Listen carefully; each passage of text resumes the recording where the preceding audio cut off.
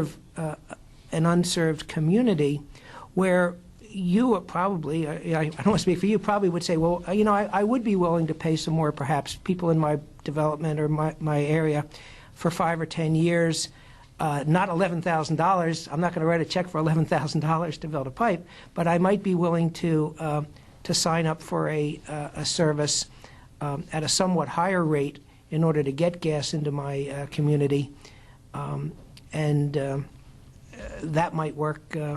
That might work better, I think. But those are the kind of things I think could be developed.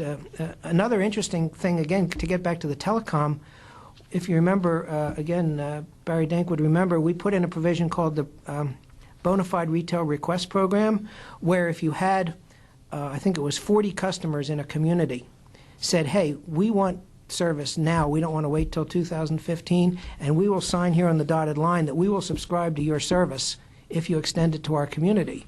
And that program has been pretty successful. So that's another thing that we did in the telecom area. I don't know how well that would work in gas.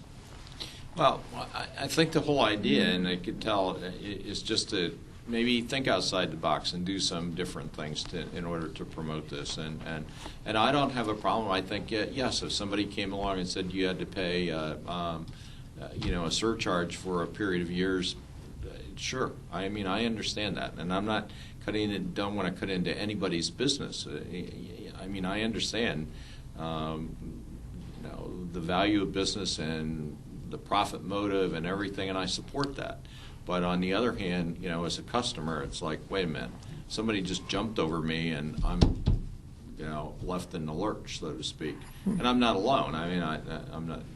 My example is just I use that to illustrate that.